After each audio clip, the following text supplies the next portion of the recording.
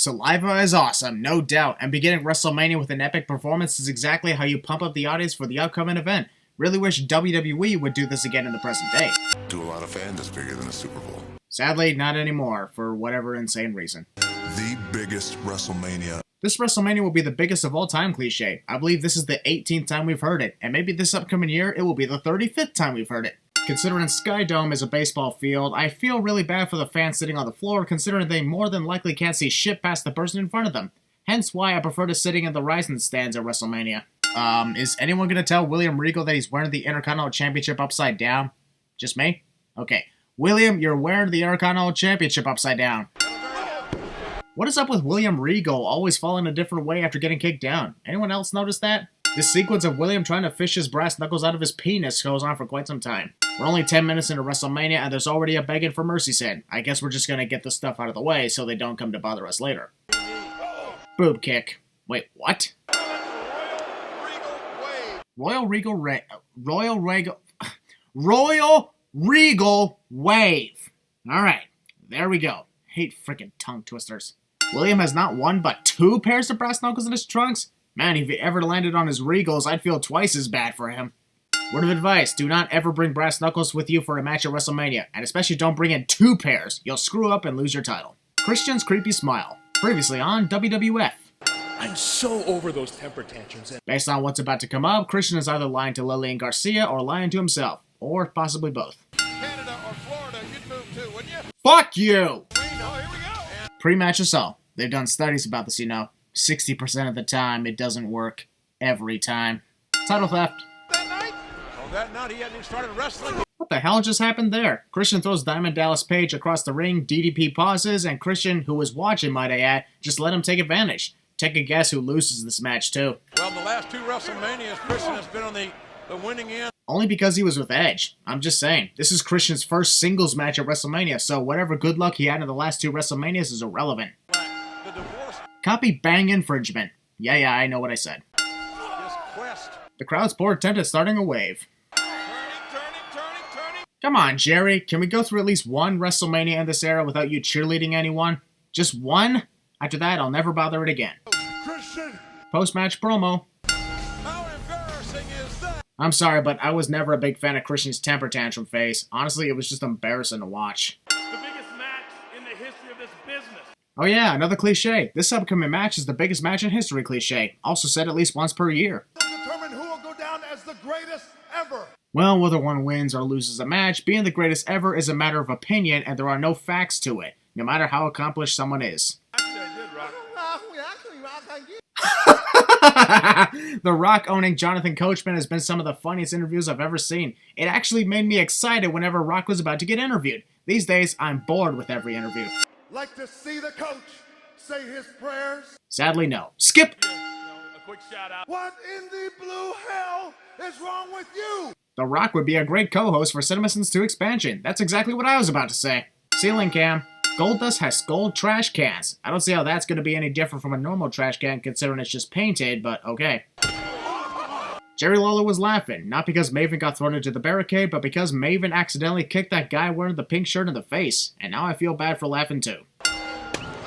I'm surprised that cookie tray isn't also painted gold. Hardcore matchup with anything goes. In case you somehow don't know what happens at a match literally titled the Hardcore Match. Man, that was just awkward, considering Goldust never got hit with a trash can, and also because the trash can actually balanced itself on Goldust's feet momentarily. Cover. Quit counting so fast! It's like this referee is not even remotely interested in officiating a hardcore match. Yes, the 24/7 rule is confusing, but at the same time it's freaking epic because you never know who's gonna suddenly appear and win the Hardcore Championship. We are hyping up the WWF Undisputed Championship match, despite the fact that it's not taking place for another 2.5 hours.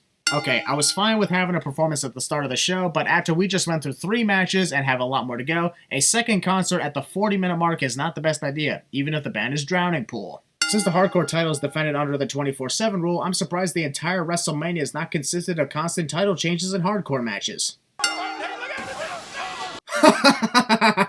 That was one of the coolest things I've seen tonight. Another 2 cents off. No, that's Ron Simmons' line. Or at least it's gonna be. Previously on something we just saw less than 2 minutes ago. Can someone please turn up Howard Finkel's microphone? We can't hear him say anything during Kurt Angle's entrance. I want to shoot myself in the freaking head. Sarcasm about suicide. After attacking Kane from behind, Kurt Angle's going to town on the air. Those are some nasty shots. Kurt Angle is making it his mission to miss Kane completely. Like he literally stomped on the ring canvas for no reason, and since Kane didn't react, that made it worse.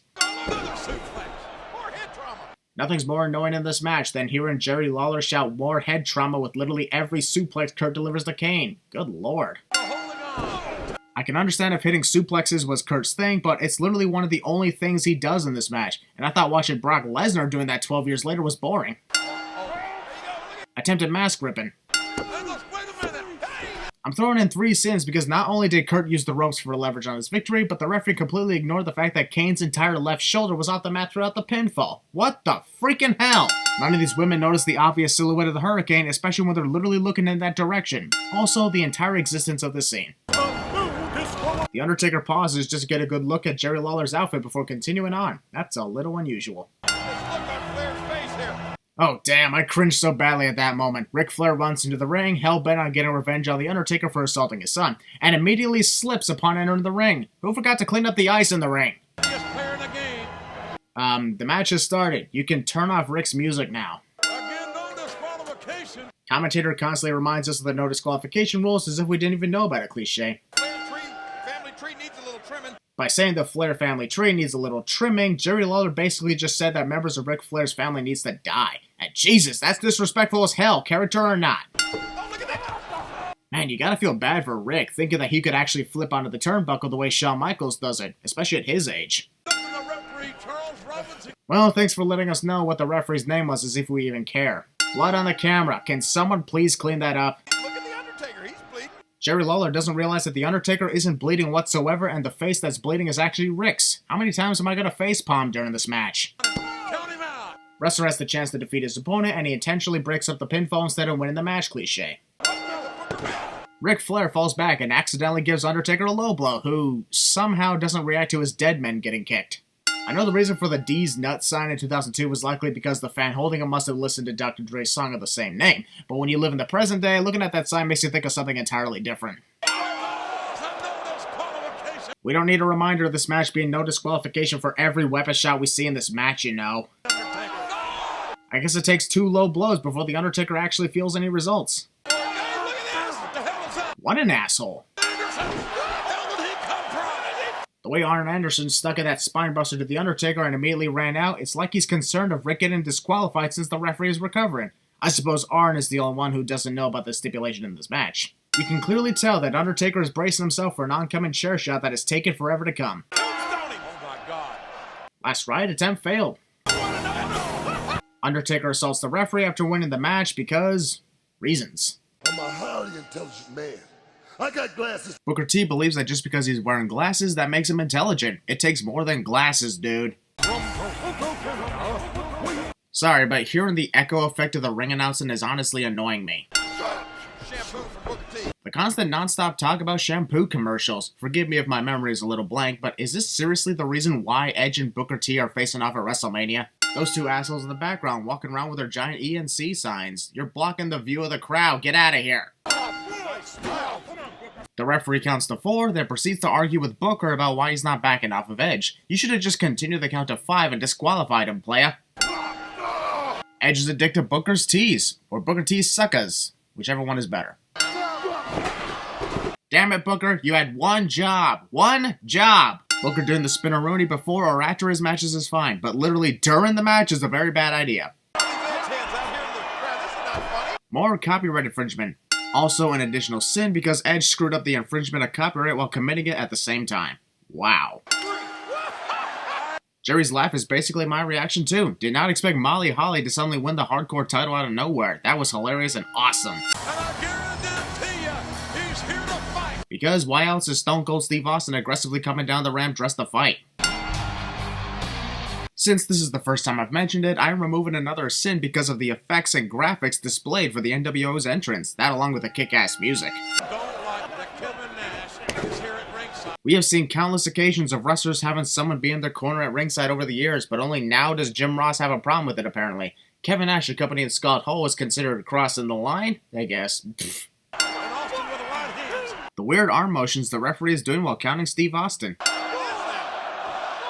The referee clearly completed the 5 count and somehow Steve hasn't been disqualified in this match. What the actual hell, man? Steve's leg is in the air despite the fact that Scott isn't even hooking it. I get that the referee has his eyes on Scott, but how does he not hear the obvious sound of Steve getting knocked back down by Kevin? The referees do have ears, right? The referee gets knocked down at the crucial point of the match, cliche, or in this case, intentionally knocked out. Steve clearly hit the stunner on Scott just then. He's just about to hit the stunner on Kevin right now.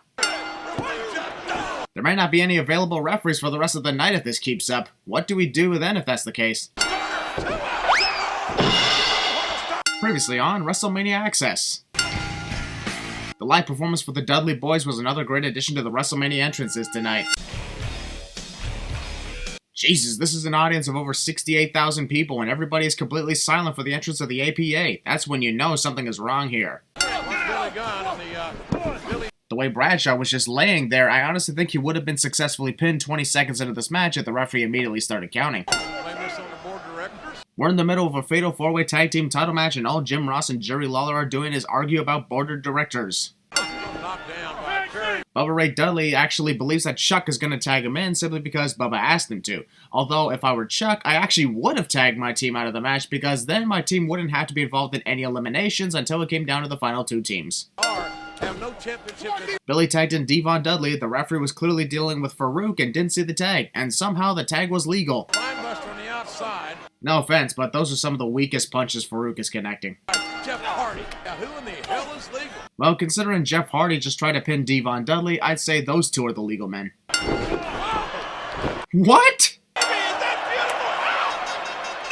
Beth is waiting right now for Jeff back at home so she could kick his ass for doing that. But Jesus, Jeff is a lucky bastard. Also, a further sin is added because that is technically sexual assault. Can someone please smack whoever's honking that stupid air horn? Jesus, that's annoying. Hate those things. You just had to say that, didn't you? That's Matt Hardy, not Jeff. Jim Ross keeps mixing the brothers up so much it might as well be a cliche at this point.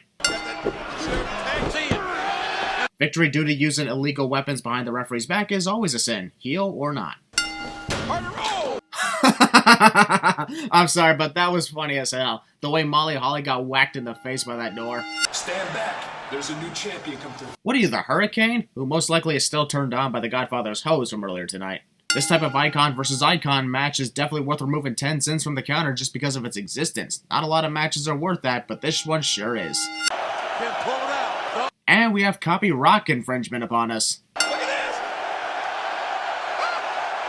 Oh, the nostalgia is building up to the point of exploding in excitement at the return of the Hulk Hogan everyone once knew and loved. This is freaking awesome. So far, this has been all Hogan. Don't jinx it, Jerry. Hulk's going over the top rope upon getting punch attempt failed. Here's to hoping there's not too many of these moments in this classic match. Wah, wah. Hulk trying to expose the people's ass cheeks to the crowd. Yeah, I heard what I said. Don't make a big deal out of it. Jeez, fast count much? This referee is obviously hoping Hulk wins the match. I bet he's secretly a member of the NWO. Fighting.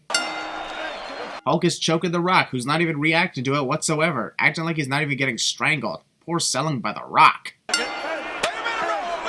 About time we actually see the referees yank the weapons away from the wrestlers. Rock trying to ruin this classic by getting himself disqualified just so he can have a chance to whack Hulk with a chair. Good job on the referee's part. Holy shit, that was one of the most brutal ways I've seen a referee get knocked down at the crucial point in the match. Cliche. Wait, let me try that again. Wrestler submits when the referee is unconscious, thus it doesn't count, cliche. Damn, 2 in a row.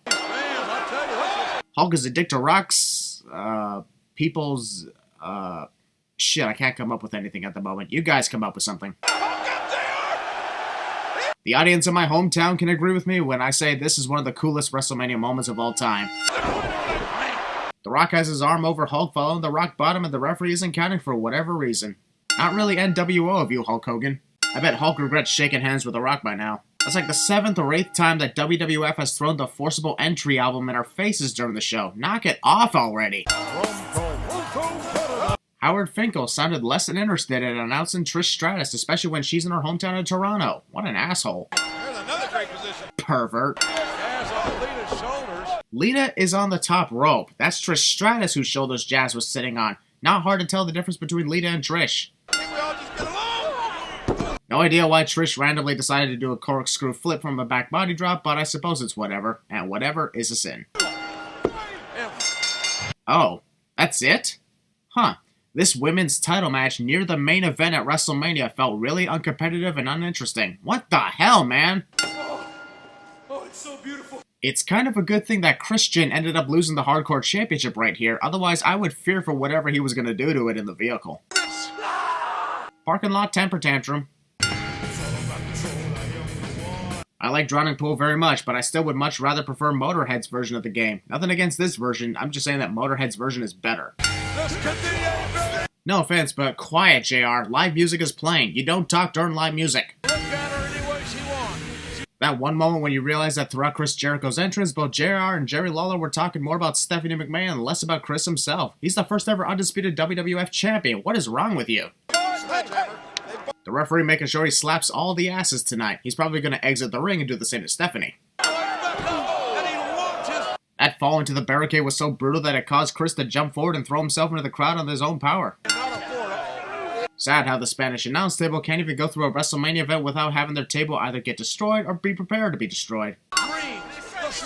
Chris has been attacking Hunter's bandaged up leg for the last 2 minutes, and yet Hunter can somehow put all his weight on that same leg without so much as twitching in pain. WWF logic, am I right? She dug those fingernails. Haha, you fell. Don't do it, Triple H. Why shouldn't Hunter pedigree Stephanie? After all, she put him through hell leading up to this match. The referee somehow didn't hear that despite being literally beside Hunter. Damage to his own leg. Whatever the hell that was supposed to be. Hold it, Y2J. We need that. Really? Like you ever cared about your TV monitors getting taken away over the years? Besides, the night is almost over. What the hell are you doing? What does it look like he's doing? And the desire to be the best. Heel wrestler thinks he won the match, unbeknownst to his opponent grabbing the ropes to break the submission old cliche. Wow, this is a shocking WrestleMania moment. The referee got shoved over and he did not get knocked out. This might be the most historic moment of this event. Come on, how did the referee not hear that? Literally impossible. I'm sorry, but that's worth a triple sin. A Triple H sin. Okay, I'm sorry. To end this video, I'll definitely remove those 3 sins I just added as a congrats to Hunter for pulling through the injury, dealing with Stephanie, and not giving in to Chris Jericho's tactics. That was definitely an awesome way to culminate WrestleMania. Come back to Toronto soon.